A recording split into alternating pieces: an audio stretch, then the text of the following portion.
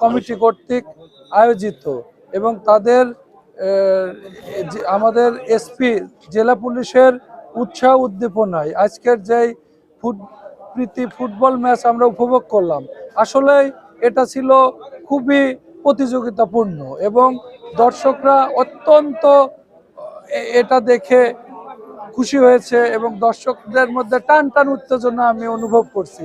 আমি নিজেও এই খেলাটা দেখে মনে করেছি যে না, আপনাদের এই মাগুরায় এমনিই ফুটবল খেলায় ঐতিহ্য আছে, সেটার সঙ্গে মানানসই ছিল আজকের এই আমাদের প্রীতি ফুটবল খেলা।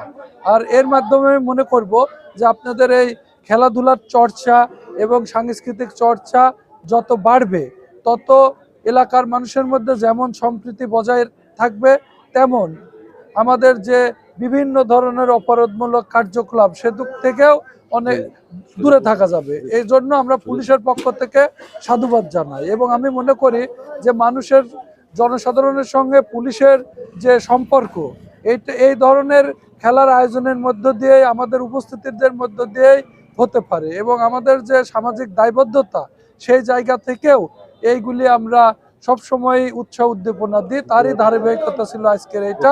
তো আমি এখানকার অধিবাসীদের ধন্যবাদ জানাই যে তারা অত্যন্ত ধৈর্য সহকারে আজকের খেলা দেখছে। খেলাটা ছিল একেবারেই সবার মধ্যে একটা সম্প্রীতি বিরাজ করছে।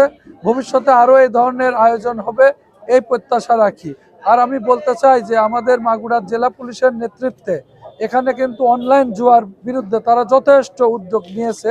আমার রেঞ্জের মধ্যে তারা অনেক এগিয়ে আছে অনলাইন জুয়া প্রতিরোধের বিষয়ে এবং মাদকের বিষয়েও তারা খুব চেষ্টা করছে মাদককে নির্মূল করার ক্ষেত্রে। আমি জনসাধারণকে এলাকাবাসীকে আহ্বান জানাবো এই ক্ষেত্রে আপনাদেরও সহযোগিতা অব্যাহত রাখবেন যাতে আমরা মাগুরা জেলাকে মাদক মুক্ত করতে পারি।